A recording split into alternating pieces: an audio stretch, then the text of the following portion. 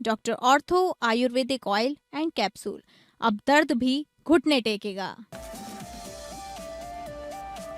झारखंड में हेमंत कैबिनेट की बैठक में 15 प्रस्तावों को मिली मंजूरी। क्षेत्रीय भाषाओं के बिना ही जेटीईटी नियमावली 2026 किया पारित। इस मुद्दे पर कमेटी करेंगी विचार।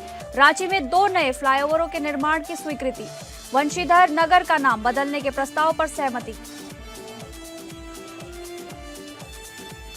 राज्य आपदा प्रबंधन की बैठक में झारखंड के मुख्यमंत्री हेमंत सोरेन का बड़ा फैसला। सड़क दुर्घटना में मौत पर आश्रितों को अब मिलेगा 4 लाख का मुआवजा। रांची के जगुआर कैंपस में बनेगा दिशोम गुरु शिबू सोरेन आवासीय विद्यालय। सुल्तानगंज नगर परिषद में दिन दहाड़े हुई गोलीबारी केस में मुख्य आरोपी रामधनी यादव पुलिस मुठभेड़ में ढेर। मुठभेड़ में पुलिस के 3 जवान घायल। आरोपी रामधनी यादव ने नगर सभापति और कार्यपालक पदाधिकारी को मारी थी गोली। कार्यपालक पदाधिकारी को हो गई थी मौत। छत्तीसगढ़ के बलरामपुर नगर पालिका में दवा घोटाला। 7 महीने बाद भी कार्रवाई नहीं। प्रशासन सवालों में घिरा। एमएमयू दवा खरीद में लाखों की गड़बड़ी सामने आई। एक्सपायर दवाओं और महंगी खरीद से शासन को नुकसान।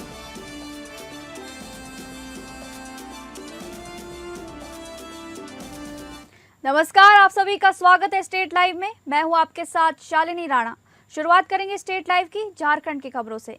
झारखंड की राजधानी रांची में मुख्यमंत्री हेमंत सोरेन की अध्यक्षता में आयोजित कैबिनेट बैठक में जन कल्याण से जुड़े 15 महत्वपूर्ण प्रस्तावों को मंजूरी दे दी गई है। प्रोजेक्ट भवन में हुई इस बैठक के बाद कैबिनेट सचिव वंदना दादेल ने जानकारी देते हुए बताया कि सरकार का फोकस शिक्षा व्यवस्था को मजबूत करने और राजधानी की यातायात समस्या को दूर करने पर रहा। इसी क्रम में बहुप्रतीक्षित शिक्षक पात्रता नियमावली जेटीईटी 2026 को स्वीकृति दी गई।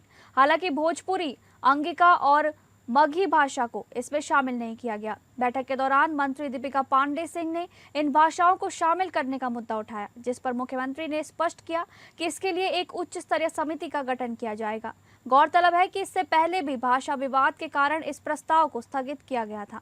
वहीं रांची में ट्रैफिक जाम की समस्या से निपटने के लिए सरकार ने 2 बड़े फ्लाईओवर निर्माण को मंजूरी दी है, जिसमें अरगोड़ा चौक से हरमू तक 469 करोड़ और करमटोली चौक से साइंस सिटी तक 351 करोड़ रुपए की लागत स्वीकृति की गई है।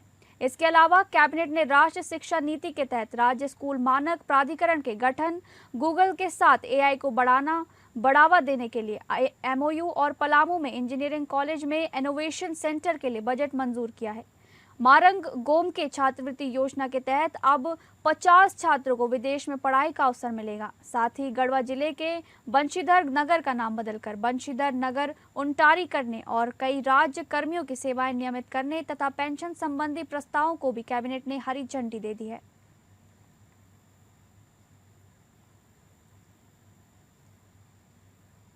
रांची के धुरवा स्थित झारखंड मंत्रालय को मंगलवार की शाम कैबिनेट की मीटिंग खत्म होने के बाद जैसे ही राज्य के मुखिया यानी सीएम हेमंत सोरेन बाहर निकलकर मीडिया के बीच पहुंचे, वहां इस बात की चर्चा शुरू हो गई कि मुख्यमंत्री बिना अपने कारकेट यानी काफिले के ही झारखंड मंत्रालय पहुंच गए।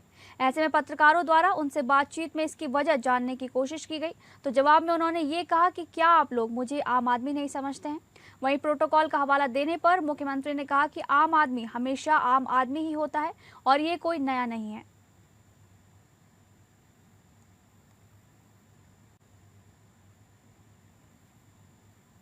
अगली खबर पे बात करेंगे। रांची में राज्य के मुख्यमंत्री हेमंत सोरेन की अध्यक्षता में आपदा प्रबंधन प्राधिकार की एक अहम बैठक संपन्न हुई, जिसमें झारखंड वासियों के लिए कई महत्वपूर्ण फैसलों पर मुहर लगी है। इसके तहत अब राज्य में सड़क दुर्घटना से जान गंवाने वालों व्यक्तियों के पीड़ित परिवार को 1 लाख के बजाय 4 लाख रुपए की अनुग्रह राशि दी जाएगी।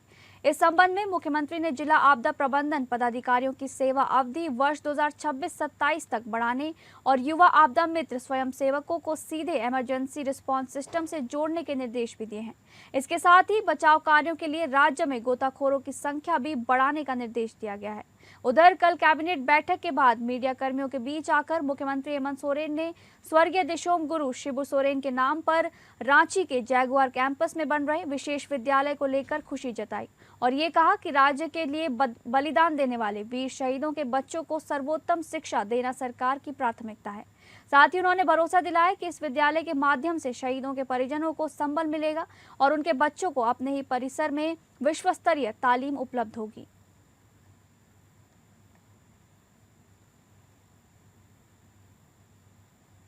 अगली खबर का रुख करेंगे। झारखंड के वित्त मंत्री और कांग्रेस के वरिष्ठ नेता राधाकृष्ण किशोर की अचानक तबीयत बिगड़ने के बाद उन्हें रांची के सेंटिबिटा अस्पताल में भर्ती कराया गया है। फिलहाल विशेषज्ञ डॉक्टरों की टीम उनकी लगातार निगरानी कर रही है और आवश्यक मेडिकल जांच की जा रही है। बताया जा रहा है कि उनकी स्थिति पर नजर बनाए रखी जा रही है और इलाज जारी है। वित्त मंत्री का हालचाल जानने के लिए मुख्यमंत्री हेमंत सोरेन अस्पताल पहुंचे और उनसे मुलाकात कर उनके शीघ्र स्वस्थ होने की कामना की। इस दौरान उन्होंने डॉक्टरों से उपचार संबंधी जानकारी भी ली। वहीं प्रदेश भाजपा अध्यक्ष और राज्यसभा सांसद आदित्य साहू समेत अन्य भाजपा नेता भी अस्पताल पहुंचे और मंत्री के स्वास्थ्य की जानकारी लेकर उनके जल्द स्वस्थ होने की प्रार्थना की। जानकारी के मुताबिक राधाकृष्ण किशोर सोमवार को मेदिनीनगर से रांची लौटे थे, जिसके बाद रात में उनकी तबीयत अचानक बिगड़ गई। मंगलवार सुबह उन्हें अस्पताल में भर्ती कराया गया। इस बीच तेज गर्मी और धूप के कारण लू लगने की आशंका जताई जा रही है। हालांकि उनकी तबीयत खराब होने की सटीक वजह अभी तक स्पष्ट नहीं हो पाई है।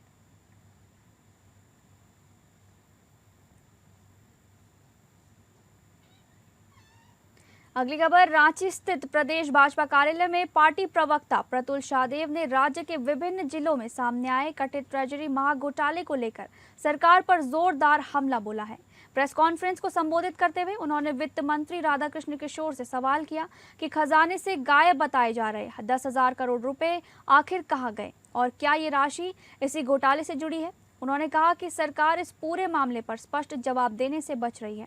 भाजपा प्रवक्ता ने आरोप लगाया कि राज्य सरकार इस गंभीर मामले पर पर्दा डालने का प्रयास कर रही है। उनके मुताबिक सरकार लगातार समिति पर समिति और एसआईटी पर एसआईटी बनाकर असली दोषियों को बचाने में जुटी है। उन्होंने बताया कि वित्त विभाग के उप सचिव ज्योति झा के नेतृत्व में बनी प्रारंभिक कमेटी ने बोकारो में कई गड़बड़ियों का खुलासा किया था, लेकिन उस रिपोर्ट को दबाने की कोशिश की गई। प्रतुल शाहदेव ने आगे कहा कि हालिया खुलासों में बोकारो में एसपी के नाम पर 16 करोड़ रुपए निकाले जाने की बात सामने आई है, जो बेहद गंभीर मामला है। उन्होंने ये भी आरोप लगाया कि अधिकारियों के तबादले और सीआईडी जांच में देरी से साफ है कि सरकार मामले को भटकाने की कोशिश कर रही है। भाजपा ने सवाल उठाया है कि सीआईडी ने स्वतः संज्ञान लेकर जांच क्यों नहीं की और एसआईटी को बिना समय सीमा के काम सौंपकर क्या इस मामले को ठंडे बस्ते में डालने की तैयारी है।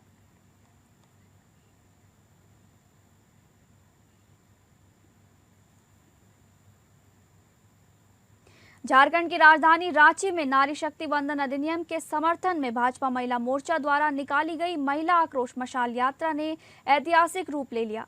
ये यात्रा मोराबादी स्थित जयपाल सिंह मुंडा स्टेडियम से शुरू होकर एल्बर्ट एक्का चौक तक निकाली गई, जिसमें बड़ी संख्या में महिलाओं ने भाग लेकर नारी सम्मान और अधिकारों के पक्ष में अपनी मजबूत आवाज बुलंद की। महिला आरक्षण बिल को लेकर इंद्री गठबंधन के विरोध में आयोजित इस मशाल यात्रा के दौरान सड़कों पर नारी सम्मान, हमारा अधिकार जैसे नारों की गूंज सुनाई दी। महिलाओं ने अपने अधिकारों के प्रति जागरूकता और संघर्ष का परिचय देते हुए स्पष्ट संदेश दिया कि वे अब अपने हक के लिए पीछे नहीं हटेंगी। भाजपा का कहना है कि ये यात्रा नारी शक्ति के बढ़ते आत्मविश्वास और एकजुटता का प्रतीक है।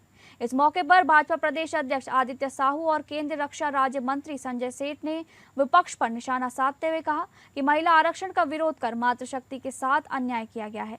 वहीं महिला मोर्चा की प्रदेश अध्यक्ष आरती सिंह ने कहा कि झारखंड की महिलाएं अब अपने सम्मान और अधिकारों के लिए हर स्तर पर संघर्ष करने को तैयार हैं। इस दौरान कई जनप्रतिनिधि और बड़ी संख्या में महिला कार्यकर्ता भी मौजूद रहीं।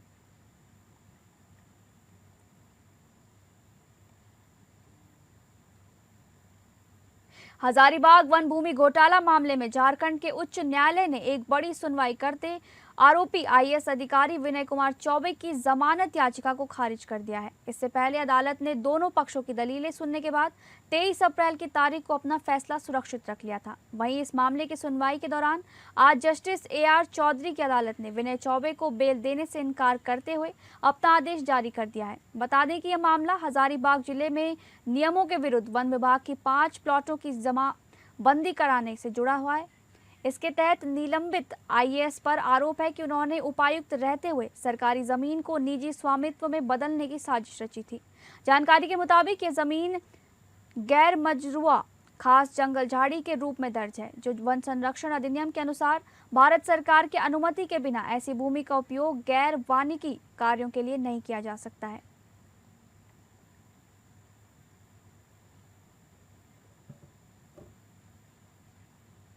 अगली खबर, सोलर प्लांट को लेकर माहौल गर्मा गया है। सीसीएल बीएन के क्षेत्र द्वारा आज भूमि पूजन किया जाना था, लेकिन स्थानीय लोगों के विरोध के चलते कार्यक्रम बाधित हो गया। जैसे ही सीसीएल अधिकारियों के भूमि पूजन स्थल पर पहुंचने की सूचना ग्रामीणों को मिली, बड़ी संख्या में लोग ढोल नगाड़े और पारंपरिक हथियारों के साथ मौके पर पहुंच गए।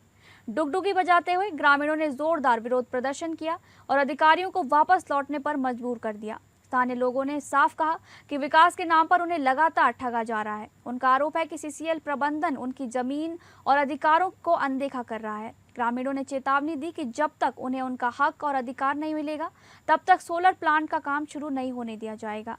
वहीं भूमि पूजन के लिए पहुंचे सीसीएल अधिकारियों ने इस विरोध को गलत बताते हुए इसकी कड़ी निंदा की। अधिकारियों का कहना है कि पारंपरिक हथियारों के साथ विरोध प्रदर्शन करना उचित नहीं है और इससे माहौल खराब होता है।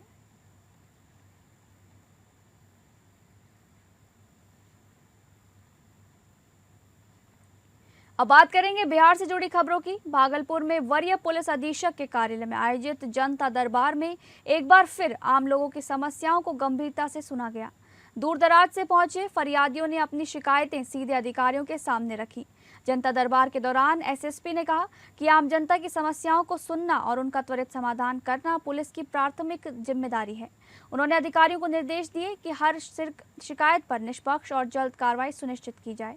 इस दौरान पारिवारिक विवाद, जमीन से जुड़े मामले और पुराने लंबित मामलों की शिकायतें सामने आई। कई मामलों में दोनों पक्षों को समझाकर आपसी सहमति से समाधान करने का भी प्रयास किया गया। जनता दरबार का उद्देश्य लोगों को त्वरित न्याय दिलाना और पुलिस जनता के बीच विश्वास को मजबूत करना है। एसएसपी ने सभी पुलिस कार्यालयों को निर्देश दिए हैं कि कोई भी शिकायत लंबित न रखी जाए, ताकि कानून व्यवस्था मजबूत हो और लोगों का भरोसा बना रहे। एक तो प्रतिदिन हम लोगों को सरकारी अधिकारियों का दायित्व होता है कि जो भी पब्लिक आती है उनके मामले को सुनना है।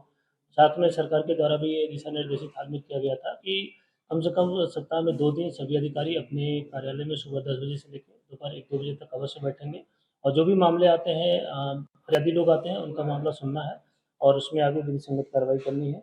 और उसी के आलोक में जो ये जनता दरबार होता है, सामान्यतः ज़मीन विवाद से ज़्यादा मामले आते हैं। कुछ पारिवारिक मामले भी आते हैं कि पति-पत्नी की लड़ाई के झगड़े के मामले आते हैं और कुछ मामले आते हैं जो कुछ कांड दर्ज हुए रहते हैं, अगर उसमें गिरफ्तारी नहीं हुई या कई बार लोगों को ये लगता है कि जैसे 7 साल से कम की सज़ा के जो मामले होते हैं, उसमें सामान्यतः जो है माननीय सुप्रीम कोर्ट के ये निर्देशानुसार जो भी गाइडलाइंस हैं, उसके अनुसार ये है कि 7 साल से जो कम के लोग होते हैं, उनको जो है गिरफ्तार नहीं किया जा सकता है। अगली खबर का रुख करेंगे। जिला विधिक सेवा प्राधिकार की ओर से आगामी 9 मई को आयोजित होने वाली इस वर्ष की दूसरी लोक अदालत की तैयारी को लेकर व्यापक स्तर पर अभियान शुरू कर दिया गया है। लोगों को जागरूक करने के लिए व्यवहार न्यायालय परिसर से प्रचार रथ को रवाना किया गया, जहां भागलपुर व्यवहार न्यायालय परिसर से जिला एवं स्तर न्यायाधीश सह अध्यक्ष जिला विधिक सेवा प्राधिकार के दीपांकर पांडे द्वारा राष्ट्रीय लोक अदालत के प्रचार रथ को हरी झंडी दिखाकर रवाना किया गया। को साल का दूसरा लोक अदालत का आयोजन माननीय राष्ट्रीय लोक अदालत का आयोजन किया जा रहा है, जिसको देखते हुए इसके बहुतायत में प्रचार प्रसार हेतु आज प्रचार रथ को भी रवाना किया गया। प्रत्येक बार की तरह इस बार भी लोक अदालत को महापर्व के रूप में मनाने के लिए तैयारियां चल रही हैं और विभिन्न विभागों के पदाधिकारियों के साथ लगातार बैठकें की जा रही हैं। पिछले लोक अदालत में कुल 2366 सुलहनीय वादों का निपटारा किया गया था और जिसके द्वारा और कुल 13,96,20,164 रुपये का सेटलमेंट हुआ था। इस बार लोक अदालत में कुल 26 तरह के वादों का निपटारा किया जाएगा। भागलपुर के सुल्तानगंज में हुए चर्चित गोलीकांड मामले में बड़ी खबर सामने आई है। इस कांड के मुख्य आरोपी रामधनी यादव की पुलिस मुठभेड़ में मौत हो गई है। पुलिस के अनुसार आरोपी को घटना में इस्तेमाल हथियार और अन्य सामान की बरामदगी के लिए ले जाया जा रहा था। इसी दौरान उसने अपने सहयोगियों के साथ मिलकर पुलिस टीम पर अचानक फायरिंग शुरू कर दी। पुलिस ने आत्मरक्षा में जवाबी कार्रवाई की, जिसमें रामधनी यादव गंभीर रूप से घायल हो गया। इस मुठभेड़ में 3 पुलिसकर्मी भी घायल बताए जा रहे हैं। सभी घायलों को तुरंत इलाज के लिए मायगंज स्थित जवाहरलाल नेहरू मेडिकल कॉलेज अस्पताल में ले जाया गया है। मैं स्वयं और सीनियर पदाधिकारी भी घटनास्थल पर तुरंत पहुंच गए थे। हमारी एफएसएल की टीम पहुंच गई थी और हम लोगों ने 3 से 4 टीमों का गठन किया वहाँ पर तत्काल, और हमारी सभी टीम वहाँ पर छापामारी आरंभ कर दी। और उसी छापामारी के दबाव में और जो इन लोगों को जब प्राप्त हुआ कि एक ऑफिसर की भी जो मृत्यु हो गई है, तो इन लोगों को फिर किसी दबाववश जब छापामारी चारों तरफ से हमारे थाना चेकिंग भी स्टार्ट हो गई थी, तो उसी में फिर ये लोग जब घेराबंदी हुई तो भाग के जो है ऑटो में बैठ के थाना के पास पहुँच के सरेंडर करने के लिए हमारी टीम ने तुरंत उनको पकड़ा, और उसके बाद आगे पूछताछ की गई। जो विधिवत आगे प्रक्रिया होती है वो संपन्न की गई। बिहार के कटिहार के कुर्सेला थाना क्षेत्र में NH 31 स्थित देवीपुर चौक पर एक दर्दनाक सड़क हादसे में एक अज्ञात युवक की मौत हो गई। जानकारी के अनुसार पूर्णिया से नवगछिया की ओर जा रही एक तेज रफ्तार ट्रक ने सड़क पार कर रहे युवक को कुचल दिया, जिससे उसकी घटनास्थल पर ही मौत हो गई। पूर्णिया की तरफ से ट्रक आ रही थी, वो रोड पार कर रहा था, उसी में ट्रक उसको रोक दिया है, मौके पर ही मौत हो गया है। चला पता कहाँ का आदमी है? अभी तक तो पता नहीं चला है कहाँ का है, लेकिन यहाँ का ग्रामीण बोल रहा है कि यहीं पे रह रहा था। हाँ यहीं पे रह रहा था, कहीं आसपास में ही। अब किसके यहाँ रहता था क्या सुने पैर से विकलांग था? अभी विकलांग था पैर से। क्या ड्राइवर भी पकड़ाया है ट्रक का? ड्राइवर पकड़ाया है और गाड़ी भी पकड़ाया है। तो ड्राइवर अभी कहाँ पुलिस गिरफ्तार करके ले गई? पुलिस ले गया उसको हॉस्पिटल। ये कौन सा जगह है? ये देवीपुर चौक है। और ड्राइवर भी घायल है? ड्राइवर थोड़ा सा घायल है। खबरों के सिलसिलों में आगे बढ़ेंगे और बात करेंगे छत्तीसगढ़ से जुड़ी खबरों की। बलरामपुर नगर पालिका में दवा खरीद घोटाले का मामला सामने आया है, जिसने प्रशासनिक कार्यप्रणाली पर गंभीर सवाल खड़े कर दिए हैं। जानकारी के मुताबिक मोबाइल मेडिकल यूनिट यानी MMU के लिए खरीदी गई दवाओं में भारी गड़बड़ी उजागर हुई है। हैरानी की बात यह है कि इस पूरे मामले को सामने आए 7 महीने बीत चुके हैं, लेकिन अब तक किसी भी प्रकार की ठोस कार्रवाई नहीं की गई है। जांच में खुलासा हुआ है कि करीब 3,20,000 रुपए की एक्सपायर दवाएं खरीदी गई, जबकि आधिकारिक रिकॉर्ड में केवल 84,000 रुपए का ही उल्लेख किया गया है। इतना ही नहीं, कई जरूरी दस्तावेज जैसे मांग पत्र, स्टॉक रजिस्टर और नोटशीट भी गायब पाए गए हैं। आरोप है कि दवाएं MRP से अधिक दर पर खरीदी गईं और गैर स्वीकृत ब्रांड की दवाओं को भी शामिल किया गया, जिससे शासन को आर्थिक नुकसान हुआ है। इस पूरे मामले में कई अधिकारियों की भूमिका संदिग्ध बताई जा रही है, लेकिन जांच रिपोर्ट सामने आने के बावजूद अब तक किसी जिम्मेदार के खिलाफ कार्रवाई नहीं हुई है। ऐसे में सवाल उठता है कि आखिर कार्रवाई करने से किसे डर है और क्यों इस मामले को दबाने की कोशिश की जा रही है। ये पूरा मामला बलरामपुर नगर पालिका का बताया जा रहा है, जहां अब जवाबदेही तय होने का इंतजार है।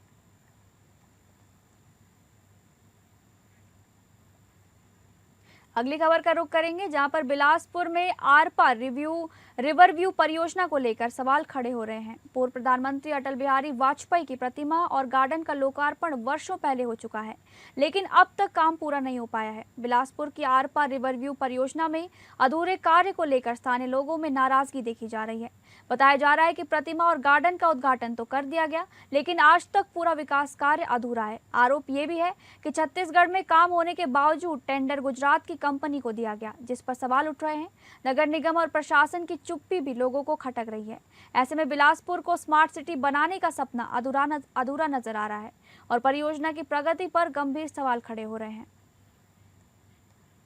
आप मेरे पीछे देख सकते हैं, ये अरपा रिवर है।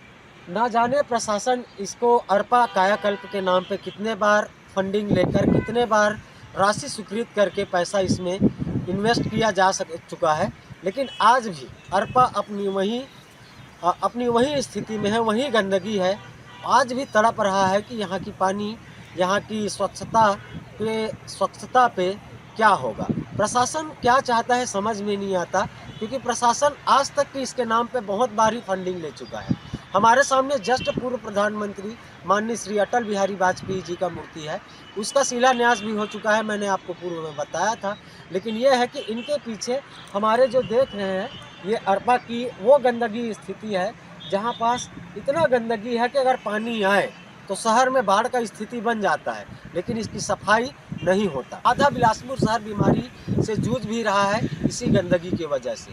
ना जाने फंडिंग का पैसा कहाँ जाता है, प्रशासन सोया हुआ है या प्रशासन इसका जवाबदेही किस पे तय करेगा, समझ में नहीं आता कि क्या होगा। क्योंकि अरपा सिर्फ फाइलों में ही स्वच्छ और बढ़िया दिखता है या AI फोटो जनरेटेड होता है, मुझे नहीं पता, लेकिन ग्राउंड लेवल पे इसकी हालत आप स्वयं देख सकते हैं कि किस प्रकार यहाँ की गंदगी पसरा हुआ है। वैवाहिक सीजन और आगामी फसल की तैयारियों के बीच गन्ना किसानों के लिए राहत भरी खबर सामने आई है। उप मुख्यमंत्री विजय शर्मा के विशेष प्रयासों से भोरमदेव सहकारी शक्कर उत्पादक कारखाना रामेपुर द्वारा किसानों को 13 करोड़ 80 लाख रुपए की राशि जारी की गई है। इसके साथ ही चालू पेराई सत्र में अब कुल 71 करोड़ 29 लाख रुपए का भुगतान किसानों को किया जा चुका है, जिससे किसानों को बड़ी आर्थिक राहत मिली है। कलेक्टर एवं कारखाने के प्राधिकृत अधिकारी गोपाल वर्मा के मार्गदर्शन में भुगतान प्रक्रिया लगातार जारी है। कारखाने ने इस पेराई सत्र में उल्लेखनीय उपलब्धि हासिल करते हुए 2,55,818 मीट्रिक टन गन्ने की पेराई और 3,09,120 क्विंटल शक्कर का उत्पादन किया है। ये सफलता किसानों के सहयोग, प्रशासनिक निगरानी और कारखाने की कुशल कार्यप्रणाली का परिणाम मानी जा रही है।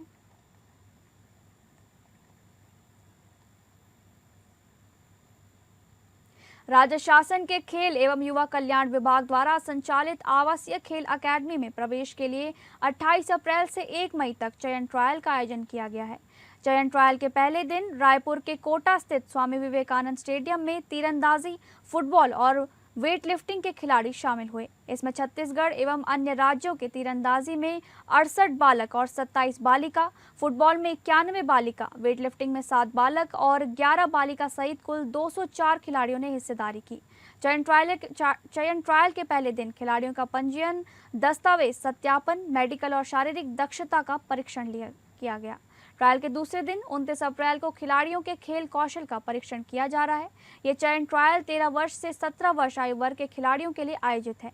इसमें चयनित खिलाड़ी खेल एवं युवा कल्याण विभाग द्वारा संचालित आवासीय खेल परिसर में निःशुल्क प्रशिक्षण हासिल करेंगे। प्रशिक्षण के दौरान अकादमी में खिलाड़ियों को निःशुल्क आवास, भोजन, शैक्षणिक व्यय, खेल परिधान, प्लेइंग किट और दुर्घटना बीमा जैसी सुविधाएं उपलब्ध कराई जाती हैं।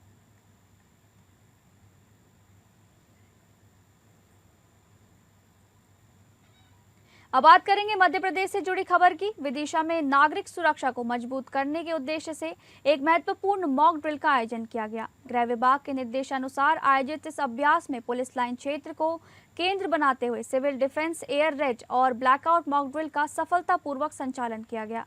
होमगार्ड जिला कमांडेंट मयंक जैन ने जानकारी देते हुए बताया कि इस ड्रिल का मुख्य उद्देश्य आपदा और आपातकालीन परिस्थितियों में त्वरित व प्रभावी प्रतिक्रिया की तैयारियों को परखना है। मॉक ड्रिल के दौरान हवाई हमले की चेतावनी यानी एयर रेड अलर्ट, ब्लैकआउट प्रक्रिया, सुरक्षित निकासी यानी इवैक्यूएशन और खोज एवं बचाव कार्य यानी सर्च एंड रेस्क्यू जैसी गतिविधियों को व्यवहारिक अभ्यास कराया गया। इस दौरान police, home guard, civil defence, NCC cadets और विभिन्न विभागों ने सक्रिय रूप से भाग लेते हुए अपनी जिम्मेदारियों का निर्वहन किया।